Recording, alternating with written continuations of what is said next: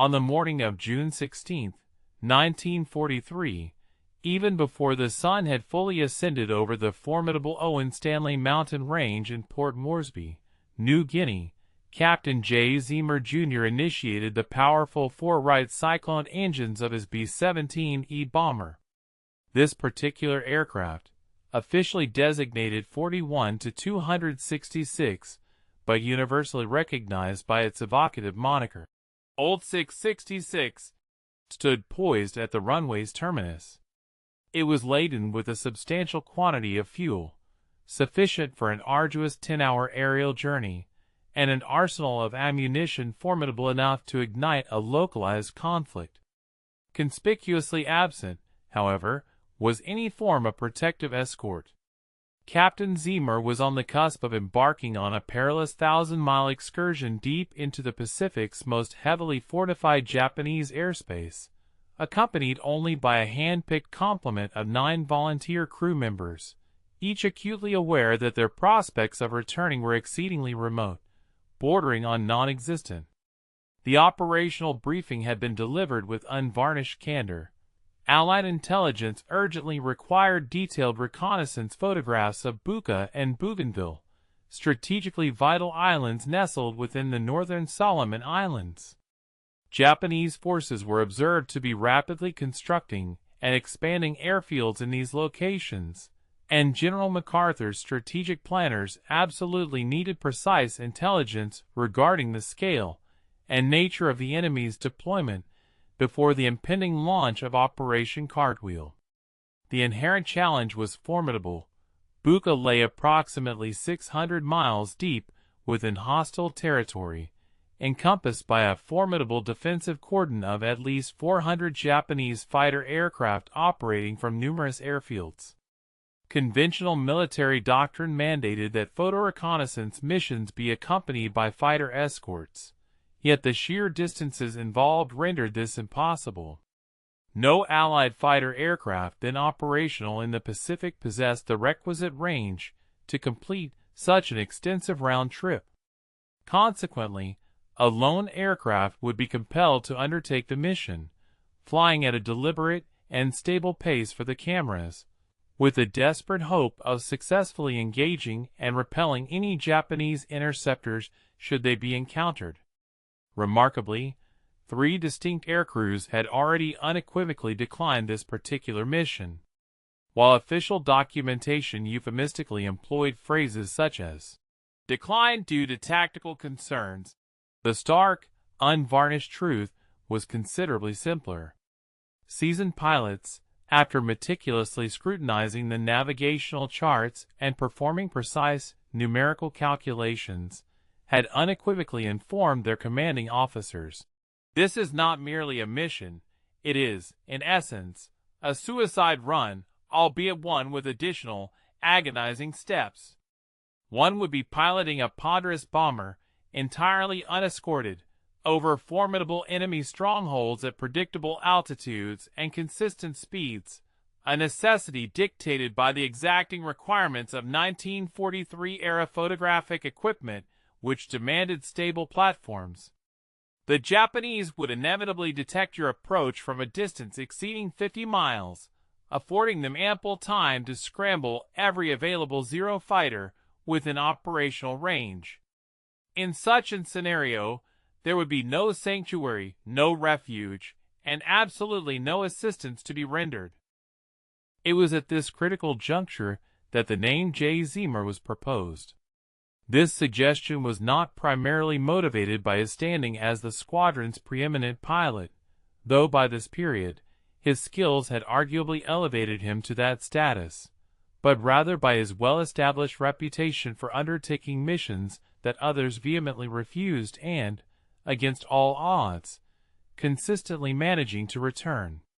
He had piloted Old 666 on numerous intricate mapping sorties over previously uncharted expanses of New Guinea, consistently evading Japanese patrols with uncanny precision. His crew evinced an unwavering loyalty towards him, bordering on reverential devotion. Furthermore, his bomber was far from an ordinary B-17.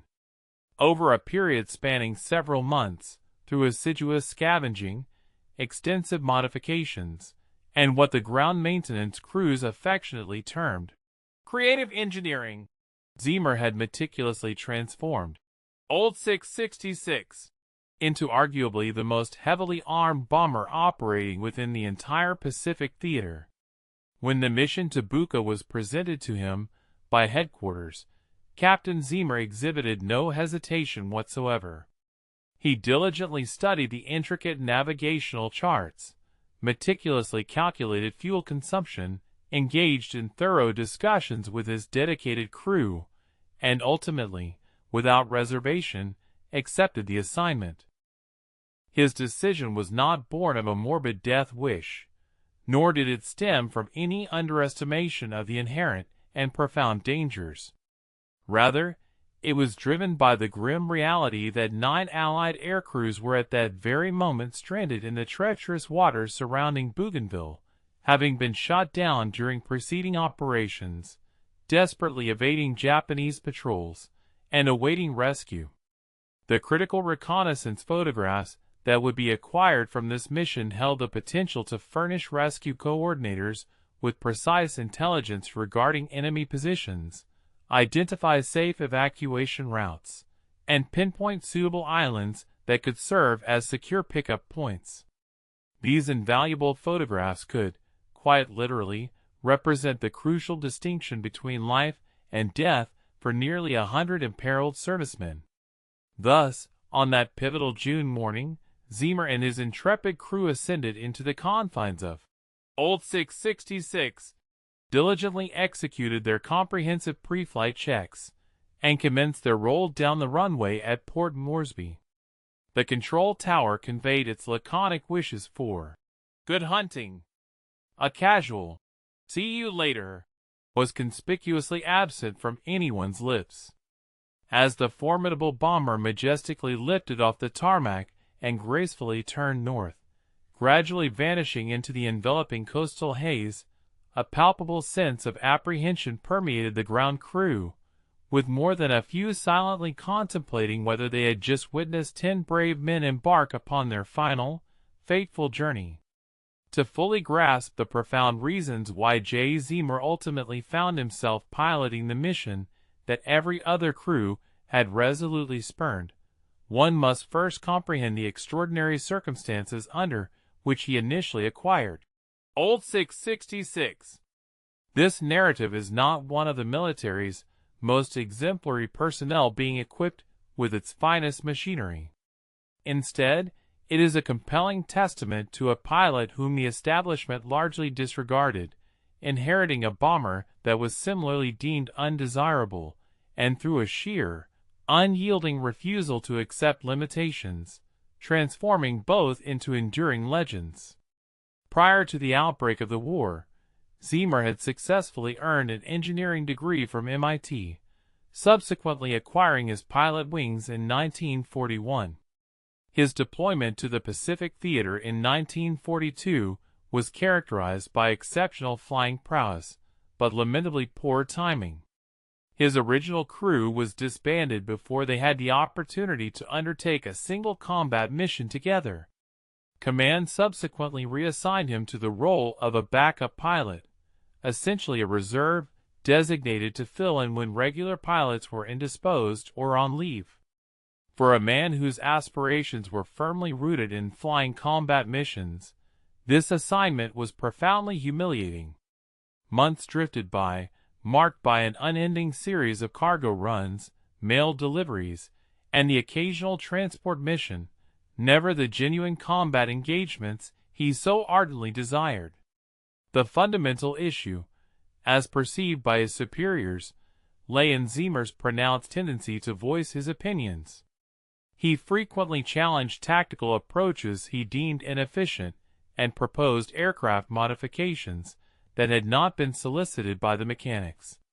Rather than engaging in card games with his fellow pilots during his off-duty hours, he meticulously dedicated his time to studying intricate Japanese fighter tactics. Within the rigidly structured hierarchy of military aviation, Such unconventional behavior invariably branded him as a disruptive influence. One personnel report, dating from early 1943, noted that while Lieutenant Ziemer possessed undeniable technical proficiency, he exhibited insufficient deference to established protocols. This, in the understated parlance of military officers, was a thinly veiled indictment, meaning this individual believes he is intellectually superior to his commanding officers, and no one is inclined to contend with such an attitude. Then came the saga of Old 666. The bomber had sustained severe damage during a mission in early 1943. Its original crew had, by the narrowest of margins, managed to guide it back to Port Moresby. A subsequent damage assessment revealed numerous perforations in the fuselage, a partially obliterated tail section, and engine maladies that would necessitate weeks of intensive repairs. While technically salvageable, its condition was precarious. It was subsequently towed to the remote periphery of the airfield, where damaged aircraft awaited either spare parts, dedicated attention, or eventual decommissioning. To the majority of pilots, Old 666 would have been an unremarkable, almost invisible sight, merely another broken bird amidst a multitude.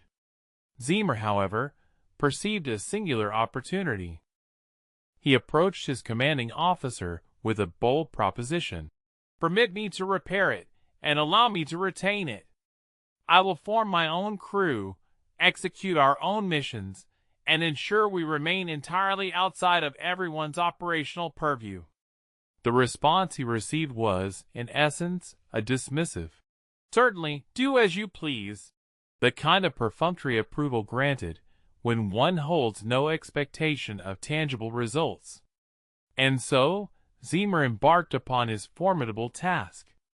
He first recruited a bombardier named Joe Sarnowski, a kindred spirit who, like Ziemer, had been relegated to non-combat roles despite his considerable skills.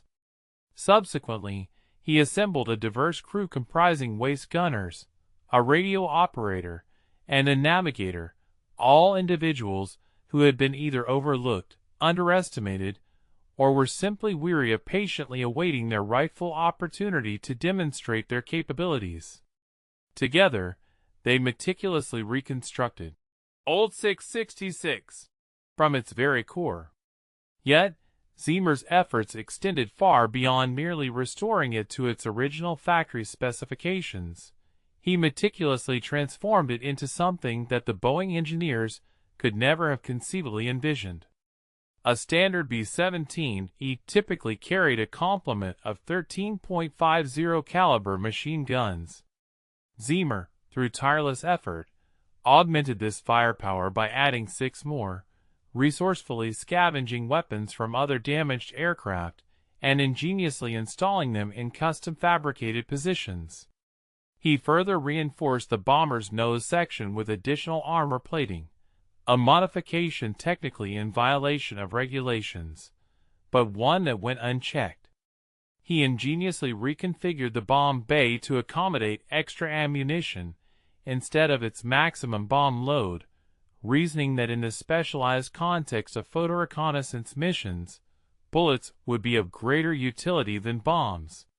He even went so far as to install supplementary guns capable of firing directly downwards through the fuselage, thereby providing crucial defensive coverage for the vulnerable belly area, which was the preferred attack vector for most Japanese fighters. The maintenance crews, observing his relentless dedication, considered him to be utterly obsessed.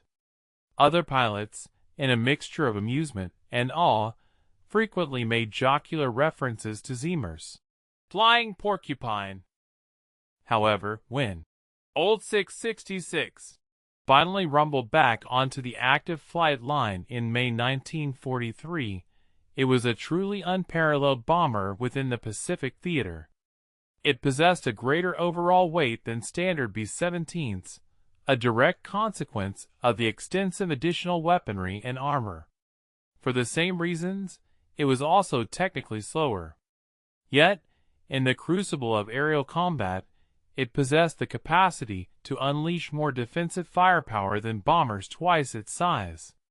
Zimmer had masterfully channeled his engineering acumen and months of profound operational frustration into a decisive tactical advantage.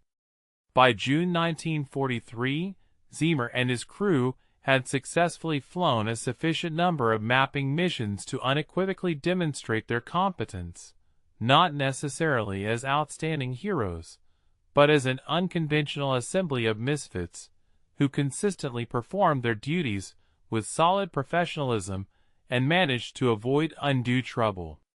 It was precisely for these reasons that, when headquarters found itself in dire need of a crew for a mission fraught with terrible odds and devoid of glory, their thoughts invariably turned to the unconventional troublemaker, pilot and his Frankenstein bomber. After all, if the mission were to go catastrophically awry, they would not, by their estimation, be sacrificing their most esteemed personnel. The arduous flight to Bucha consumed nearly 4 hours, and for the vast majority of that time, an unexpected tranquility pervaded the aircraft.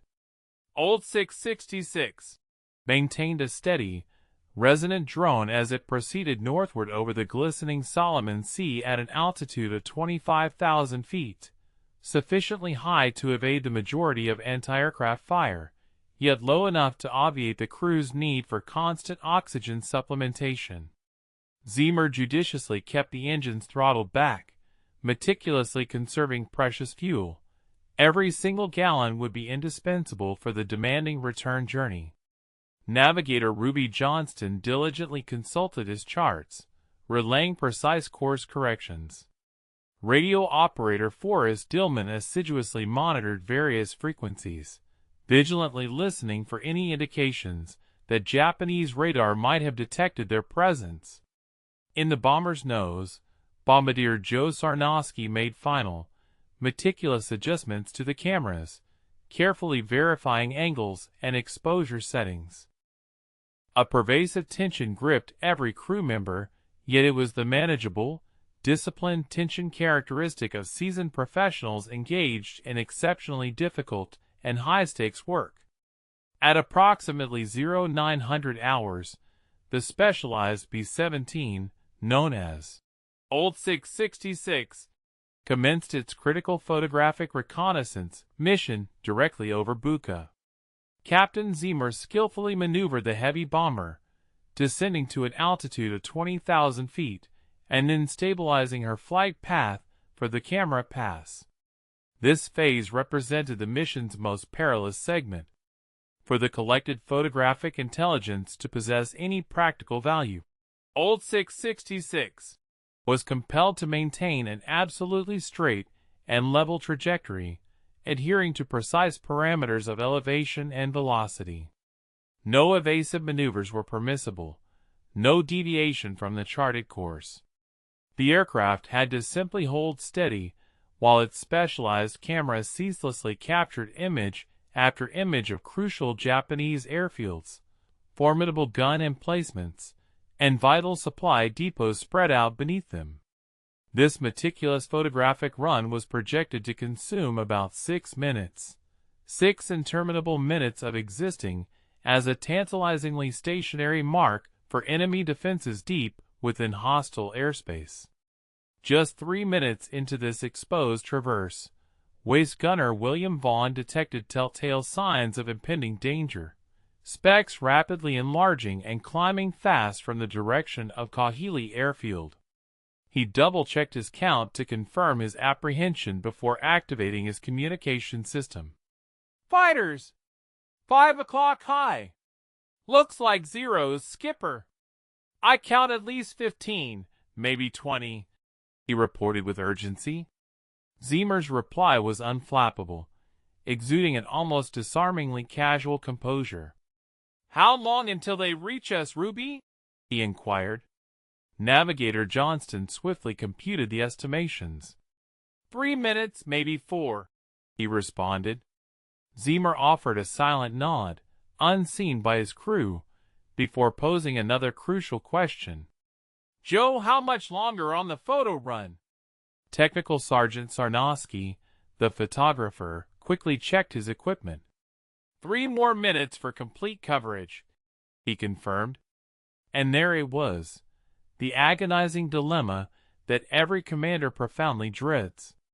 To break off the mission immediately, turn for home, and leave the vital reconnaissance incomplete, or to resolutely hold the course, finish the job, and confront the inevitable aerial onslaught. Zimmer's resolute spirit, however, dismissed any thought of retreat. "All guns, get ready. We're finishing this run," he declared firmly. Throughout the rear sections of the aircraft, the gunners methodically prepared their weaponry for immediate action, chambering rounds, and diligently scanning the vast expanse of sky. The distant specks grew larger with alarming speed, resolving into the unmistakable forms of Mitsubishi A6M0s, the infamous fighter aircraft that had reigned supreme across the vast expanse of the Pacific theater during the initial 2 years of the conflict. These were swift, exceptionally maneuverable machines, piloted by airmen who had undergone years of rigorous training prior to the outbreak of hostilities. Intelligence briefings indicated that the Japanese forces maintained a formidable presence of approximately 400 fighters based in the northern Solomons. It appeared they were dispatching a formidable contingent of these formidable adversaries to intercept. Old 666. The first Zero initiated its aggressive maneuver at precisely 9:07, diving sharply from above and behind, the textbook approach for engaging heavy bombers. The enemy pilot unleashed a torrent of projectiles from approximately 400 yards, a distance close enough for the crew to discern his luminous streams of incendiary ammunition carving fiery paths toward the B-17's tail. Tail gunner Herbert Pugh retaliated instantly, his twin .50 caliber machine guns disgorging a relentless barrage of rounds at a staggering rate of 800 per minute. The Zero abruptly aborted its assault, whether due to battle damage or simply a moment of tactical prudence, no one could ascertain. Yet, hard on its heels came 3 more, orchestrating a coordinated attack from disparate angles simultaneously. What transpired next unfolded over a relentless 13-minute span by the clock, though to the beleaguered men inside Old 666, it felt like a timeless eternity of sheer intensity, hours compressed into mere seconds. The Japanese pilots were undeniably skilled, among the finest within their respective air groups. They had honed sophisticated strategies specifically for assailing B-17s, meticulously coordinating their approaches to strike from multiple directions at once, thereby saturating the conventional defensive arcs of the heavy bombers. Against a standard B-17 manned by a conventional crew, these aggressive tactics proved devastatingly effective. However, Old 666 was far from standard, and neither was her exceptional crew. Every gun position boasted overlapping and mutually supportive arcs of defensive ordnance, thanks to Captain Zimmer's ingenious modifications. Consequently, as Zeros attacked from the rear, they encountered a blistering fusillade not only from the tail guns, but also from both waist guns and the dorsal turret. Assaults from below were met by the additional ventral gun that Zimmer had personally installed. Frontal attacks faced not merely Sarnosky's potent nose gun, but also the reinforced forward positions. The formidable bomber shook with the violent concussions of 19.50 caliber machine guns firing in a rotating, almost continuous sequence. Spent brass casings accumulated in growing heaps upon the floor. The internal temperature of the aircraft soared past 100 degrees Fahrenheit from the sheer heat generated by the weapons alone. Gunners vociferously called out newly identified targets, urgent warnings, and critical damage reports, all while the aircraft violently pitched and vibrated from the relentless impacts of enemy fire.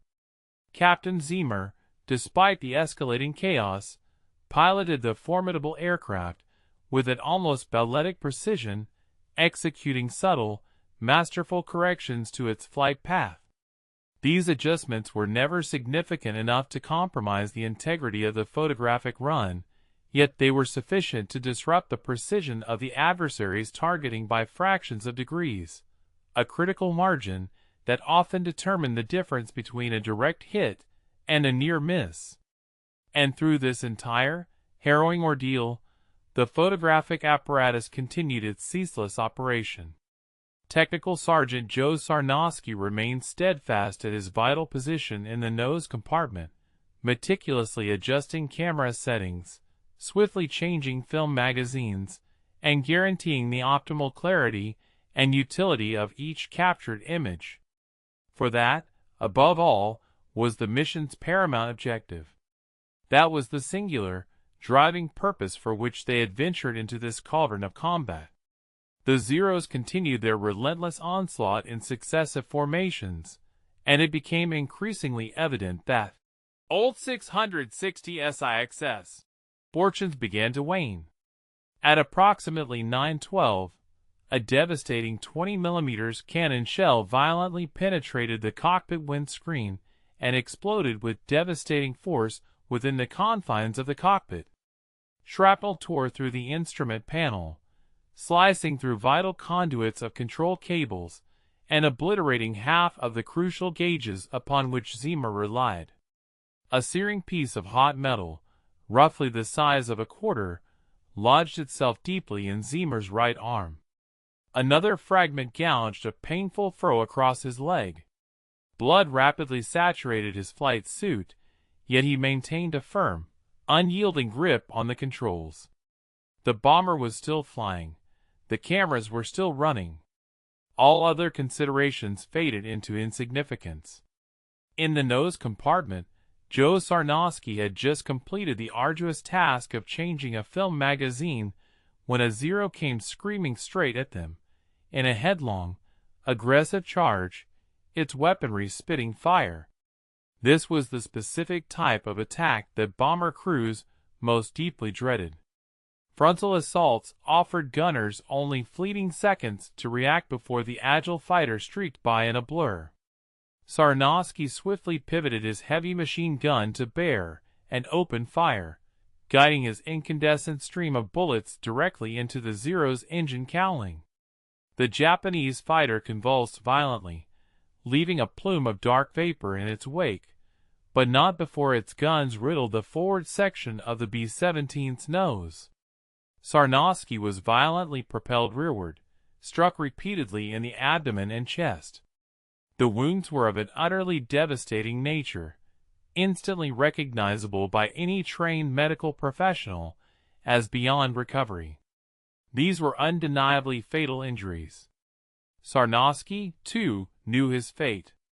He could feel his life force ebbing with every pulse of his weakening heart.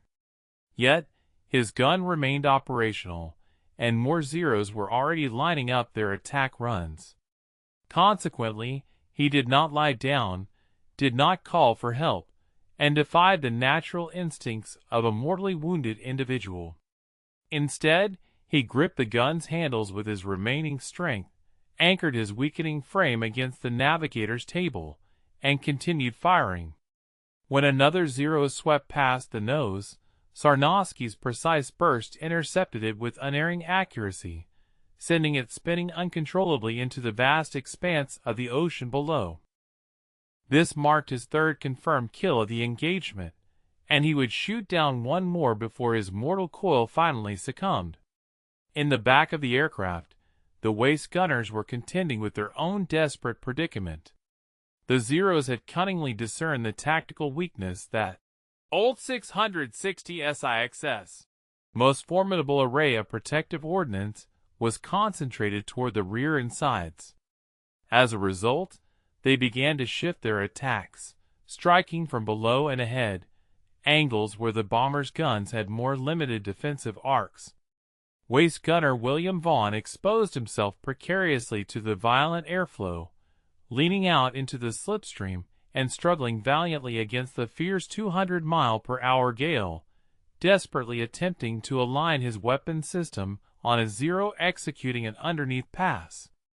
A burst of 7.7mm rounds raked his vulnerable post with a searing line of impacts, and he felt the devastating blows, one in the shoulder, another that merely grazed his skull. His vision blurred into a crimson haze, accompanied by disorienting vertigo, but he stoically maintained his vigil at his battle station. Herbert Pugh, situated in the tail section, had been engaging the enemy with an almost unbroken torrent of fire for a relentless 8 minutes. His gun barrels were now so hot they began to incandesce with an ominous, fiery hue in the dimness of the tail compartment. Their supply of ordnance was rapidly dwindling. He had expended close to 1,500 projectiles, and the remaining belts of ammunition were visibly getting shorter. A Zero executed a high-side pass, and Pugh followed its trajectory with impeccable precision, anticipating its movement just enough to compensate for its speed and angle. His fusillade ascended the aircraft's body, walking directly up the fighter's fuselage to the cockpit. The Zero tumbled uncontrollably, rolling inverted and plummeting earthward, trailing fire. This brought his tally to 4 confirmed kills for the tail gunner, but he had long since ceased tallying his successes, recognizing the unending nature of the aerial assault. Co-pilot John Britton had sustained grievous wounds to both lower extremities from shrapnel when a 20mm shell detonated violently upon the fortified bulkhead behind his seat. The additional protective plating, a non-standard modification personally overseen by Zimmer in defiance of official directives. The reinforced metal had absorbed the brunt of the deadly projectiles, yet enough fragments had penetrated to cause serious damage. Britton's flight suit was drenched in crimson, and every movement ignited searing surges of agony throughout his body. He glanced across at Zimmer, observing the captain sagged heavily, teetering on the precipice of unconsciousness, and instantly comprehended that the situation had just become immeasurably more dire. Should Zimmer pass out completely, Britton would be forced to pilot Old 666 home while contending with injuries that would have necessitated immediate and prolonged medical confinement in any less critical scenario. The dorsal turret gunner, Johnny A.L., had been hit in the hand, suffering the traumatic amputation of 2 digits from a 20mm fragment. With remarkable fortitude, he improvised a bandage from a strip of his tattered garment and continued to operate his weapon with a single hand, employing his knee as a makeshift brace for the gun steadying. Radio operator Forrest Dillman, whose primary operational duties typically restricted his direct involvement in active combat, seized an auxiliary machine gun and began discharging rounds through an available aperture, thereby contributing his own weapon to the collective defensive barrage. Even navigator Ruby Johnston, when he was not meticulously charting a course for their desperate egress, was actively replenishing the depleted magazines of the gunners and vociferously calling out newly detected fighter positions.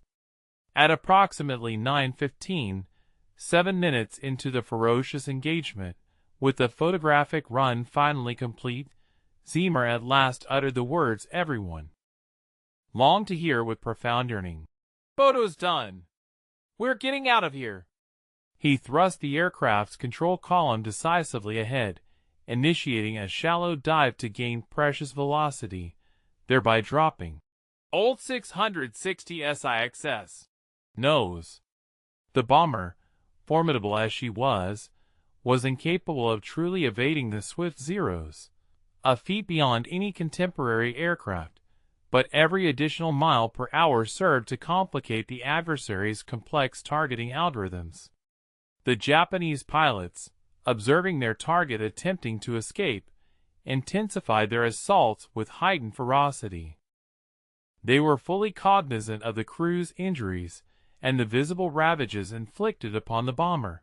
A telltale plume of dark vapor emanating from the third engine nacelle, jagged sections of the metallic fuselage skin ripped violently away. Yet, Old 666 was fighting back with every ounce of her remaining formidable capability. The protective fusillade remained unyielding. Zimmer's ingenious modifications meant they still retained a critical supply of ordnance at a point where lesser-equipped aircraft would have been utterly vulnerable and defenseless.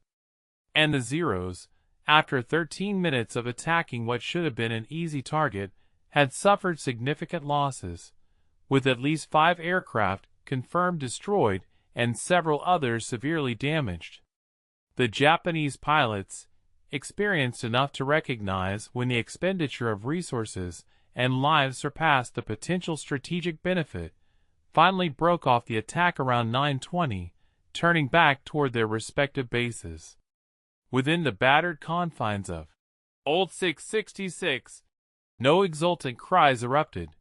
The airmen were, in fact, gravely wounded and profusely bleeding. The eerie stillness that descended immediately after the Japanese Zeros disengaged proved almost more profoundly unsettling than the preceding violent engagement. As the thundering guns fell silent, and the remaining engines settled into their customary hum, the beleaguered crew could at last discern the wind whistling mournfully through numerous perforations in the fuselage. They became acutely aware of the ominous clatter and grinding emanating from the No. 3 engine, which, having sustained multiple direct impacts, was now generating more disquieting tremors than propulsive force. Furthermore, their own labored inhalations and exhalations, the steady, alarming trickle of vital hydraulic fluid, and, beneath it all, the subdued murmurs and pained exclamations as individuals assessed their grievous injuries, filled the suddenly quiet cabin. Pilot Zimmer endeavored to conduct a rapid inventory of his aircraft's operational status, but the resulting assessment yielded a grim tally of catastrophic failures and critical impairments. He discovered he possessed only a precarious degree of command over the bomber. The rudder, for instance, reacted with an unnerving inertia, while the ailerons, though still functional, demanded an extraordinary exertion of strength, and the trim tabs themselves were utterly annihilated. Furthermore, a significant portion of his instrument panel was either shattered or displaying utterly illogical values.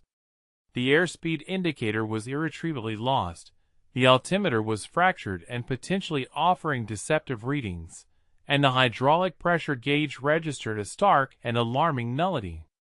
This last detail portended an insurmountable challenge for the deployment of both landing gear and flaps, whenever, assuming, of course, that such a distant sanctuary could even be attained, they might reach Port Moresby. A formidable expanse of 600 miles still separated them from their base, and Zimmer, amidst the chaos, grappled with a profound disorientation regarding their homeward vector. Commander Zimmer attempted to ascertain their current geographical coordinates and consult the navigation charts, but his sight repeatedly clouded and distorted. The grievous injury to his leg continued to hemorrhage copiously, and his grasp on lucidity began to wane precariously, threatening to dissipate like water through cupped hands. He violently jolted his head, then clamped his teeth down on his tongue with sufficient force to elicit a metallic taste of blood, employing any desperate measure to maintain his rapidly fading awareness. It was then that he distinguished Britton's voice, strained with evident suffering, yet remarkably resolute. "Jay, let me have her for a minute. You need to get that bleeding stopped." Zimmer initially harbored an impulse to protest, to cling stubbornly to his command, but he possessed the discerning practicality to acknowledge he was perilously close to succumbing to unconsciousness. He offered a curt nod of assent, relinquishing his grip on the flight controls, and allowed his co-pilot to assume command. John Britton was, in essence, navigating the crippled bomber solely on the strength of unyielding resolve. His own leg wounds were, in fact, more severe and debilitating than he had disclosed to any comrade, and each subtle adjustment of the control column sent searing bolts of anguish shooting out through his hips and spine. Nevertheless, Zimmer required immediate medical attention, and the remaining crew members were incapacitated by their own injuries to render aid. Britain maintained the aircraft's precarious stability with unwavering focus, while Zimmer, with urgent precision, fashioned and applied a makeshift tourniquet around his own grievously wounded leg using a torn piece of his flight jacket. It was a rudimentary, yet vital, form of battlefield triage, but it stemmed the copious hemorrhage sufficiently to secure a temporary reprieve. Meanwhile, in the nose compartment, the crew had tragically discovered Joe Sarnoski inertly draped over his weapon, finally succumbing to the profound depletion of blood. Navigator Ruby Johnston painstakingly crawled forward to check on him, with a grim premonition of the grave prognosis he was about to confirm. Sarnoski's breathing was barely perceptible and erratic, and his pulse was a feeble and intermittent thready beat. Johnston, though he lacked any formal medical expertise beyond rudimentary first aid protocols, had witnessed a sufficient number of battlefield fatalities to discern the unequivocal signs of fatal injury. There was, lamentably, no viable course of action save for administering what little solace and comfort could be afforded, and to harbor a slender hope that he might cling to life sufficiently long to receive proper medical attention. Johnston tenderly swathed him in every accessible jacket and blanket, endeavoring to mitigate the full onset of systemic shock. The aircraft's radio apparatus was severely compromised, yet remarkably retained a partial operational capacity. Forrest Dillman, with painstaking effort, succeeded in relaying a concise message to Port Moresby, confirming the successful execution of their reconnaissance mission, stating they were currently proceeding toward their home base, suffering from a multitude of wounded personnel, and requiring immediate deployment of ambulance services upon their arrival.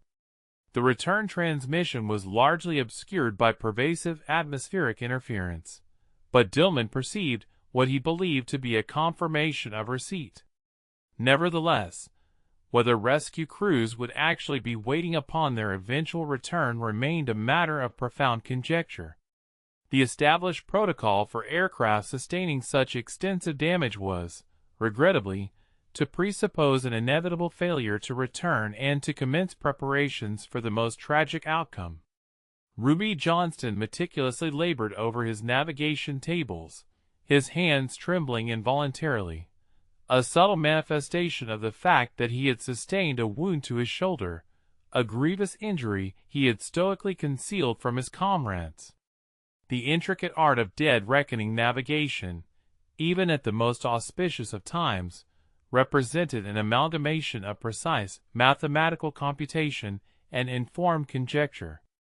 Under the present dire circumstances, with crippled instrumentation, unpredictable wind patterns, and an utter inability to precisely ascertain their ground velocity, Johnston was fundamentally reliant upon sheer intuition and fervent supplication. He provided Britain with a precise compass bearing of 185 degrees, and instructed him to maintain this course for the ensuing 60 minutes. If Johnston's arduous calculations were indeed accurate, this vector would guide them southward, charting a course toward the relative safety of the Solomon Sea, thus steering clear of hostile Japanese-held territories. However, should his calculations prove erroneous, they might inadvertently direct them directly over another heavily fortified enemy airfield, a prospect too terrifying to fully contemplate.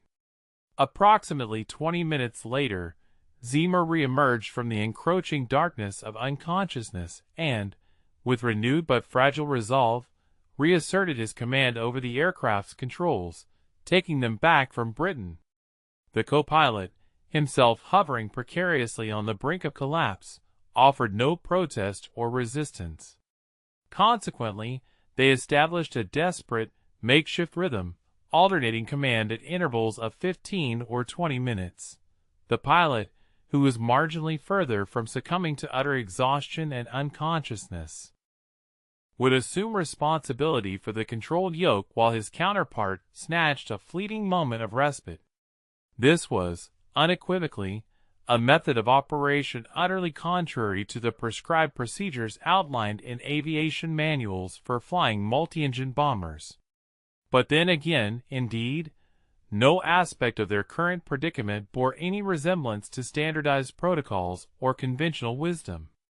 At approximately 10:30 hours, the number 3 engine at last succumbed irrevocably, seizing violently and emitting a cacophonous, grinding shriek that reverberated ominously throughout the entire airframe.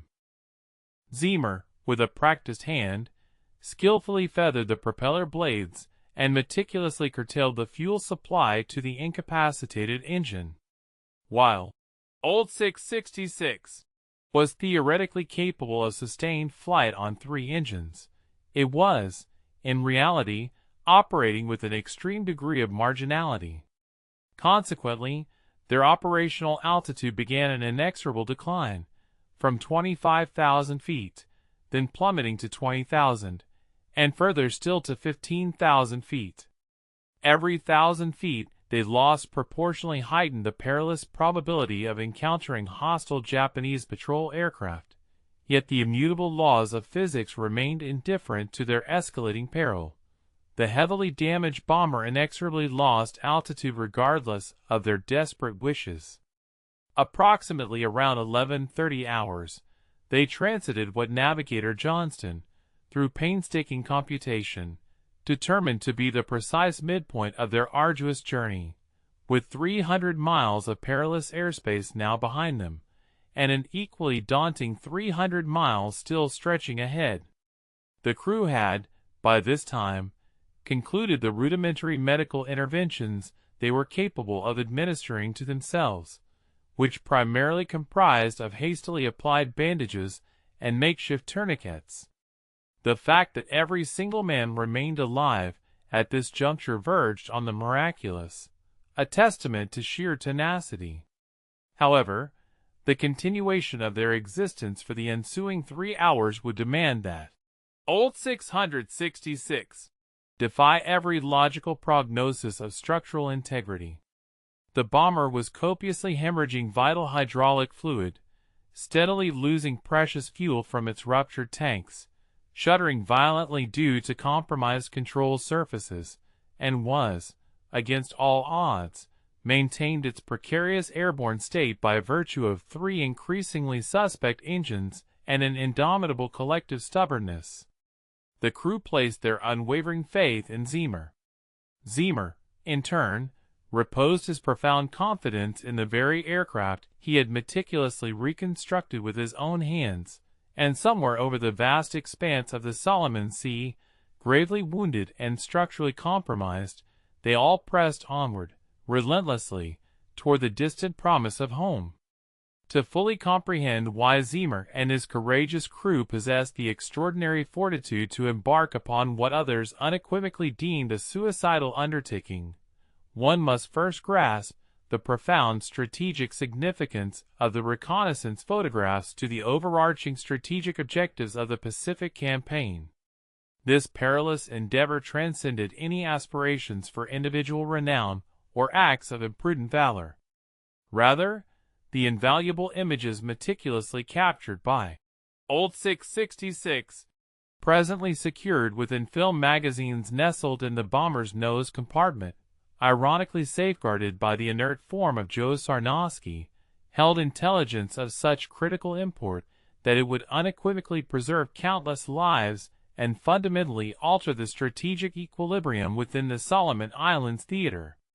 Operation Cartwheel was the brainchild of General Douglas MacArthur, a strategic blueprint designed to render the formidable Japanese stronghold at Rabaul strategically impotent without necessitating a direct, costly frontal assault.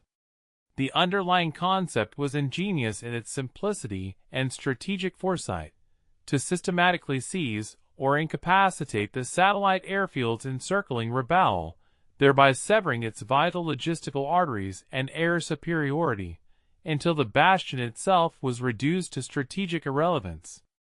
Crucially, however, this ambitious strategy mandated an exhaustive and precise understanding of Japanese positions across the entire sprawling archipelago of the Solomon Islands. This necessitated definitive answers to critical queries: the exact locations of enemy airfields, their operational capacities for supporting aircraft, optimal approaches for naval bombardment, and secure landing zones for Allied amphibious forces. Such vital questions could not be answered with mere conjecture or obsolete intelligence assessments. Instead, they demanded up-to-the-minute, high-resolution aerial photographic intelligence. The precise geographical sector targeted by Zimmer for photographic reconnaissance, encompassing Bua and Bougainville, held paramount strategic importance because it was situated squarely athwart the critical logistical pipeline between the Japanese bastion of Rabaul and their southern Solomon positions. While preliminary intelligence reports indicated an ongoing expansion of airfields at Bua and the construction of novel facilities across multiple sites on Bougainville, such intelligence reports suggested information proved wholly insufficient for the meticulous demands of operational planning.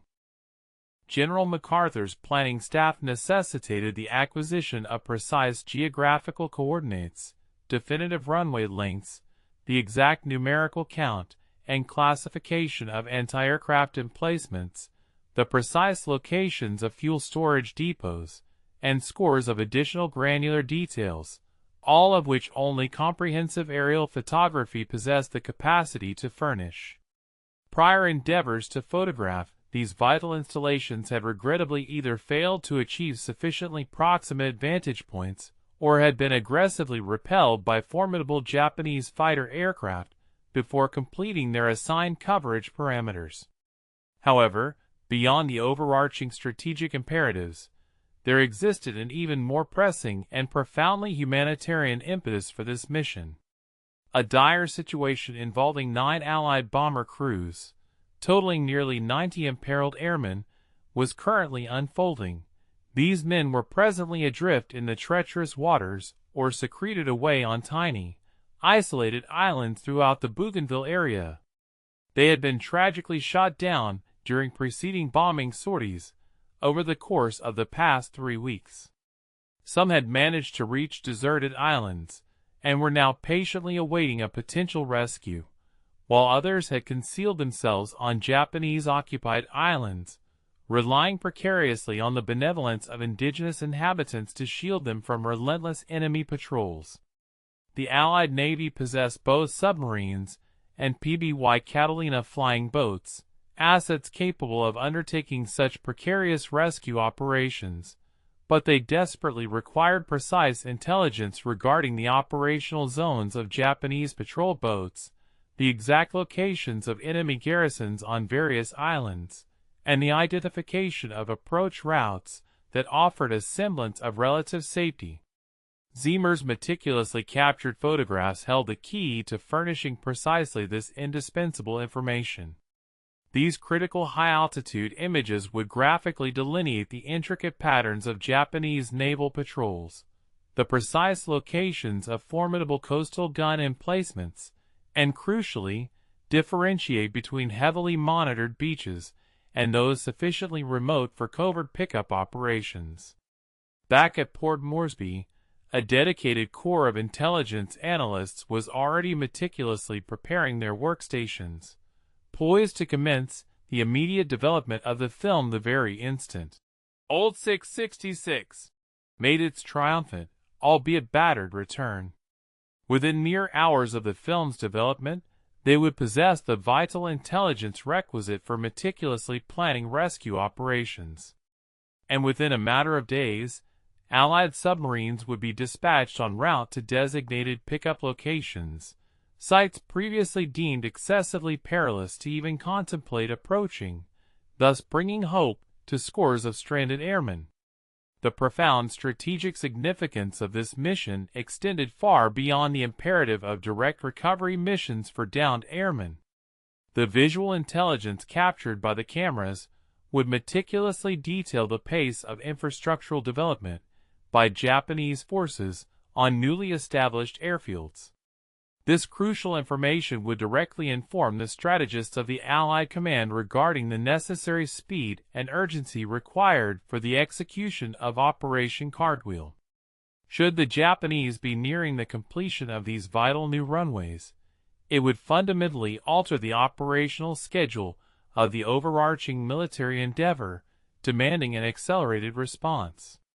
Furthermore, these revealing images would pinpoint the precise locations of various enemy installations, including expansive logistical depots, critical ordnance caches, and key command and control centers, all designated as critical objectives for subsequent aerial bombardments.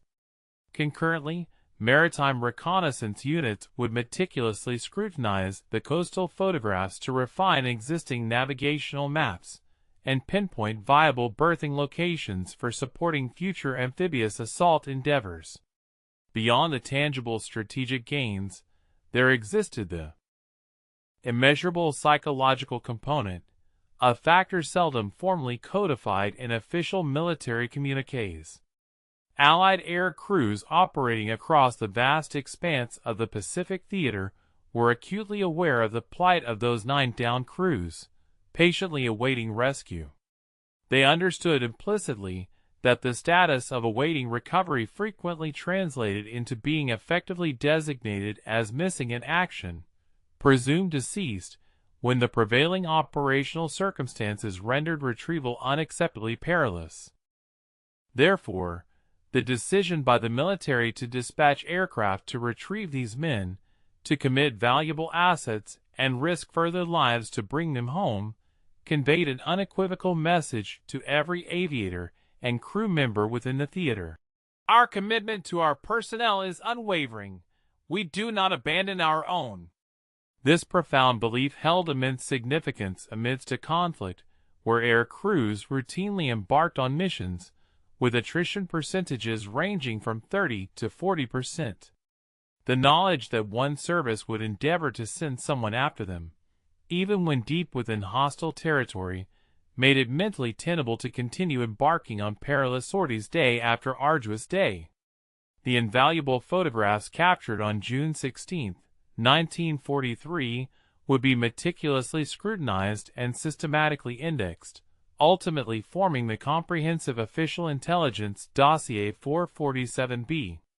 Portions of this critical report would be immediately disseminated among high-ranking naval strategists orchestrating the impending amphibious assault on New Georgia, scheduled for July. Other vital sections would provide critical insights for the Marine Corps' disembarkation at Bougainville itself in November of that same year. Air Force aerial bombardment coordinators would leverage these images to devise offensive sorties well into 1944.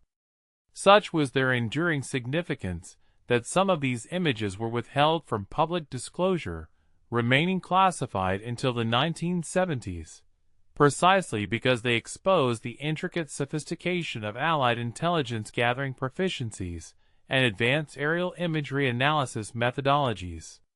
Yet, on that fateful day, gravely injured and valiantly contending to keep Old 666 aloft, Zenier and his crew knew only that the precious photographic cartridges within their aircraft contained a cargo of unparalleled importance, something unequivocally worth dying for.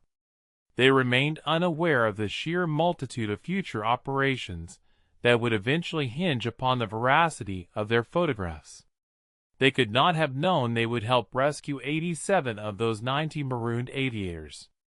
They simply understood that other men were relying implicitly upon their fortitude to bring the perilous assignment to its successful conclusion and ensure the safe delivery of the invaluable imagery back to base. That singular objective was enough. Indeed, that had always been enough. Old 666 limped precariously above the airstrip facilities at Port Moresby at precisely 14:10 hours. Approximately 5 hours subsequent to its initial departure. Aeronautical maintenance personnel on the ground instantly apprehended the gravity of the situation upon sighting the bomber's approach, recognizing that a dire calamity had transpired. The aircraft was visibly emitting plumes of dark vapor from numerous points across its fuselage, flying at a mere 8,000 feet when it typically maintained an altitude of 15,000 feet. Moreover, its approach trajectory was unpredictable and wavering, a manner of flight that indicated profound issues with its flight control systems or the presence of a severely impaired or unconscious aviator at the controls. The air traffic control tower promptly diverted all other aerial movements and dispatched a full complement of rescue apparatus to the runway. Medical transport units, fire suppression engines, and specialized accident response teams strategically arrayed themselves along the concrete apron, bracing for the most dire outcome imaginable.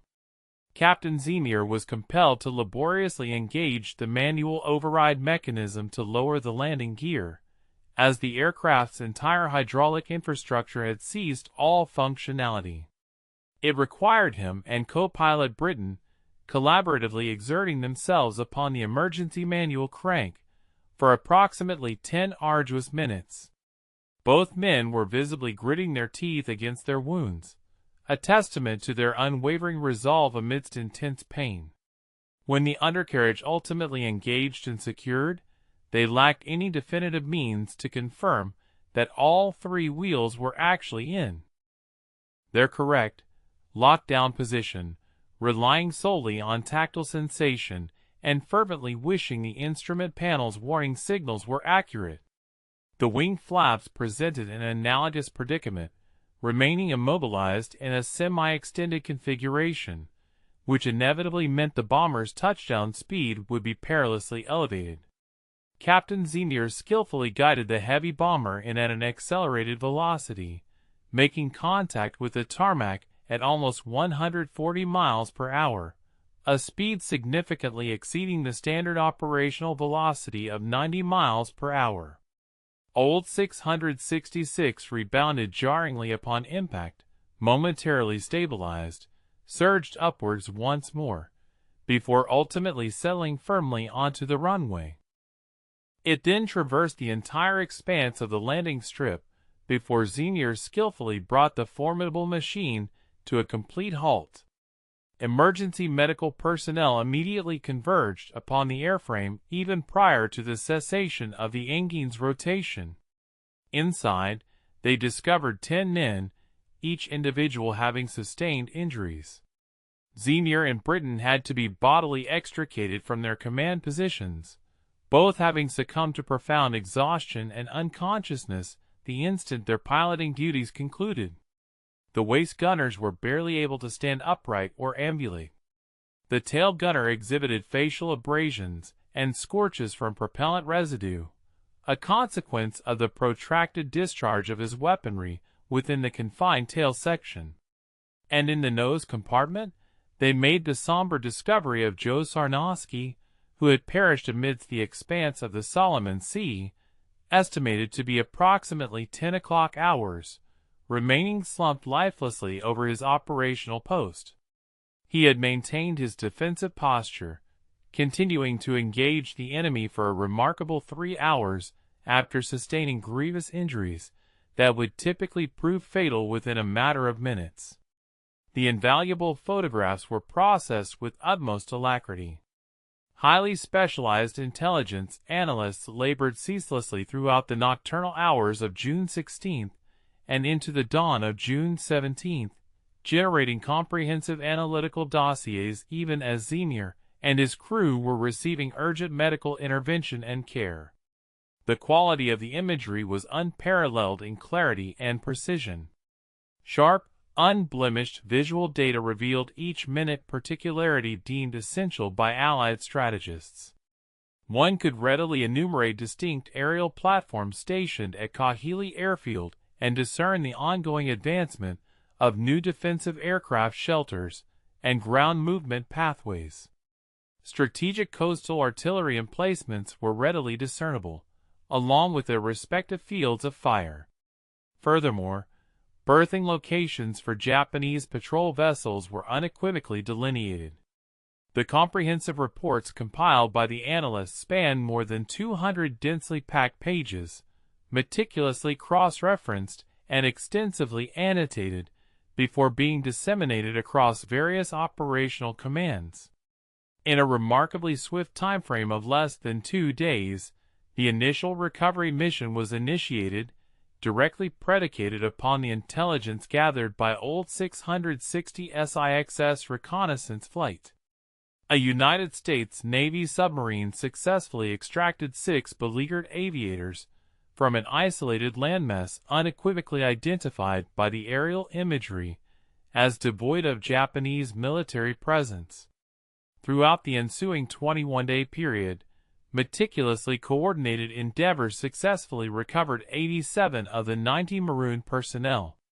Tragically, 3 had already succumbed to their wounds or fallen into enemy hands prior to the arrival of recovery teams, but the vast majority, 87 men, returned safely to Allied lines. Those who were rescued were acutely aware of the precise circumstances enabling their deliverance. News disseminated with remarkable rapidity throughout the Pacific air crews about the audacious and perilous undertaking that had precisely delineated hostile emplacements and, crucially, facilitated the successful extraction efforts. The proposals for commendations commenced without delay. Captain Zemir's battalion commander, who had harbored a candid expectation of never witnessing any of them return, drafted the preliminary commendation narratives on June 18, even as his aviators were undergoing critical surgical procedures. The recognition process subsequently navigated bureaucratic pathways with remarkable celerity. By July, the ultimate determinations were rendered. Captain J. Zemir Jr. would be bestowed with the Medal of Honor, recognizing his extraordinary valor and dauntless courage, far surpassing the customary demands of his service. Second Lieutenant Joseph Sarnowski would be posthumously awarded the Medal of Honor, acknowledging his singular act of valor and fearless resolution, undertaken with the ultimate sacrifice of his life, extending well beyond the parameters of his assigned duties. It was an exceptionally uncommon occurrence for 2 men from the identical flight contingent to receive the Medal of Honor for a singular combat engagement. While it had occurred on prior occasions, it was only with extreme infrequency throughout the annals of American military history. The remaining members of the aircrew, co-pilot John Britton, navigator Ruby Johnston, bombardier George Kendrick, who subsequently replaced Sarnowski on later missions, engineer Johnny A.L., radio operator Forrest Dillman, and gunners Herbert Pugh, William Vaughn, and Bud Thursday, were individually decorated with the Distinguished Service Cross, the Republic's second most esteemed commendation for military heroism. This meant that each and every individual aboard that formidable aircraft was honored with either of the 2 preeminent accolades for exceptional bravery. Such an event had, in fact, never happened before in the historical records of the Army Air Forces. An entire operational complement, with every constituent member receiving recognition with either the Medal of Honor or the Distinguished Service Cross for a solitary operational sortie.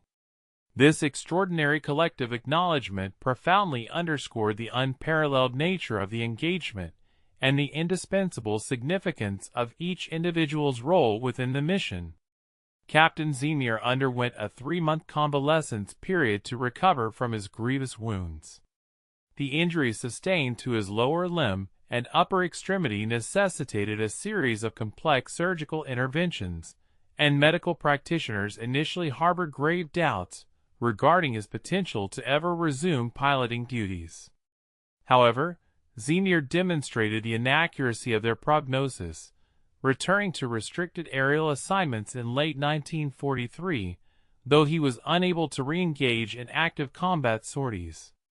His physical form had simply endured an insurmountable degree of trauma. Co-pilot Britton, conversely, made a complete recovery and continued to participate in combat engagements until the cessation of hostilities. The aerial gunners, subsequent to their recuperation, rejoined their respective squadrons. The majority endured the conflict. A tragic minority did not. This stark reality underscored the brutal mathematics of attrition inherent in the Pacific Air Campaign. Remarkably, Old 666 also soared into the skies once more. Dedicated maintenance personnel devoted numerous weeks to meticulously rectifying the extensive battle-induced damage, which included installing hundreds of feet of new flight control wiring, reinforcing compromised structural components, and completely substituting the entire forward fuselage section. Following these comprehensive repairs, she re-entered operational duty and continued to execute vital intelligence-gathering sorties for an additional 12 months before ultimately being decommissioned and dismantled in late 1944. By that point, she had amassed a greater tally of combat flight time and withstood a higher degree of structural compromise than nearly every other Boeing B-17 Flying Fortress deployed within the Pacific Theater of Operations. The saga of Old 666 did not conclude merely with the bestowal of commendations and periods of convalescence in medical facilities. What Captain Zemir and his intrepid crew accomplished on that pivotal day of June 16, 1943, fundamentally reshaped the strategic perspectives of the Army Air Forces concerning intelligence-gathering operations, aeronautical design adaptations, and the intricate interplay between personal enterprise and overall operational efficacy. The profound insights gleaned from that solitary aerial endeavor reverberated throughout established air combat principles for many subsequent years, exerting a transformative influence across the spectrum, from the architectural blueprints of heavy bombers to the rigorous regimens of aircrew instruction, and even the intricate methodologies of operational deployment. Firstly, the mission yielded instantaneous and far-reaching tactical ramifications. Prior to the audacious flight undertaken by Old 666, the execution of aerial photographic reconnaissance deep within hostile airspace was deemed an undertaking of such extreme peril that flight crews possessed the prerogative to decline such assignments without incurring any official disciplinary repercussions.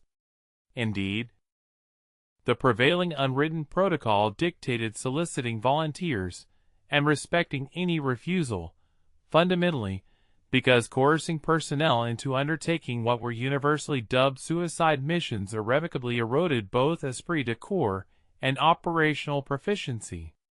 However, Captain Zemir's successful endeavor unequivocally demonstrated that, with the appropriate modifications to aircraft, specialized training for the crew, and a meticulously conceived tactical approach, even heavily defended targets could be effectively photographed. In the ensuing weeks, the 5th Air Force's Central Command promulgated revised directives pertaining to reconnaissance aircraft, advocating for the integration of supplementary defensive weaponry. These recommendations essentially formalized and institutionalized the innovative modifications that Zemir had implemented through his independent ingenuity. The profound engineering transformations, however, extended far beyond the mere addition of more armaments. Zemir's strategic reinforcement of armor plating, his meticulous repositioning of ammunition storage for superior weight distribution, and his creation of enhanced, interlocking fields of fire were not arbitrary adjustments. Rather, they signified a methodical reconceptualization of how a bomber should be configured specifically for intelligence-gathering operations, as distinct from conventional bombing sorties. Boeing engineers were subsequently presented with photographic evidence of Old 660 SIX's extensive alterations, and components of Zemir's ingenious blueprint were later integrated into subsequent B-17 variants, and significantly improved the defensive systems of B-24 Liberators. The fundamental principle that reconnaissance aircraft possessed the imperative to engage adversaries, and fight their way to safety, rather than merely attempting to evade pursuit, became indelibly ingrained within Air Force doctrine. Moreover, military analysts meticulously scrutinized the crucial sociological dimension of the mission. They sought to understand how a crew, predominantly composed of individuals who had been overlooked, undervalued, or marginalized, could outperform more highly acclaimed formations when the operational stakes were at their absolute zenith. The discernible answer appeared to lie in Zimmer's distinctive approach to team construction. He deliberately eschewed the selection of the most decorated aerial marksmen or aviators boasting the highest efficiency metrics. Instead, he chose individuals who, while undeniably capable, harbored an ardent desire to demonstrate their true capabilities, who reposed absolute faith in one another, and who had undergone rigorous collective drills over a prolonged period. Prior to undertaking the perilous Boa mission, they had executed dozens of intricate mapping flights, thereby cultivating a level of coordination and seamless communication that more prestigious crews sometimes conspicuously lacked. This seminal experience profoundly influenced crew assignment policies throughout the entirety of the war. Rather than constantly rotating personnel to fill emergent gaps or replace losses, commanders began to retain successful crews together for extended durations, recognizing that the synergistic power of a unified team significantly amplified combat effectiveness. The men aboard Old 666 possessed an intuitive understanding of one another's nuances of expression, could anticipate each other's actions with remarkable precision, and trusted implicitly that every individual would execute their assigned duties even under the most catastrophic circumstances. This profound bond of trust was forged over many months of shared flight experiences, a cohesion that simply could not be replicated by merely assigning skilled individuals to fill vacant positions on a crew roster. The mission also served as a paradigmatic example of command acumen demonstrated under unfathomable duress. Zimmer's critical decision-making during the intense aerial engagement, his resolute completion of the photographic run despite being under relentless attack, his remarkable feat of maintaining lucidity and piloting the aircraft home despite grievous injuries, and his judicious relinquishing of command to Lieutenant Britton when his physical capabilities were demonstrably failing. These actions became compelling teaching examples at pilot training schools. They were presented not as narratives of superhuman endurance, but rather as practical illustrations of how effective leaders make calculated, strategic choices even when every available option appears dire. Zimmer did not vanquish 17 Japanese fighters through preeminent aerial combat prowess. He defeated them by steadfastly refusing to countenance mission failure, and by placing unwavering trust in his crew to handle their respective responsibilities, while he meticulously managed his own. For the families of the 87 rescued airmen, the narrative possessed a more profound individual significance. Many of those men subsequently completed their tours of duty and returned home to lives that would have otherwise ceased to exist without Old 660 SIX's invaluable photographs. Children were born who would not have seen the light of day. Businesses were established that would never have materialized. The cascading consequences of saving 87 lives extended across multiple generations. Some of those rescued airmen maintained enduring contact with members of Zimmer's crew for the remainder of their lives. Others, in a gesture of profound respect, named their sons after Joe Sarnowski. The intricate calculus of self-sacrifice and deliverance defies simple tabulation on any ledger, yet the individuals involved profoundly comprehended the immense contributions and the invaluable preservation of life that had transpired. J. Zimmer himself lived until 2007, passing away at the venerable age of 88. He rarely discussed the mission publicly, consistently redirecting accolades to his crew whenever journalists inquired about his Medal of Honor.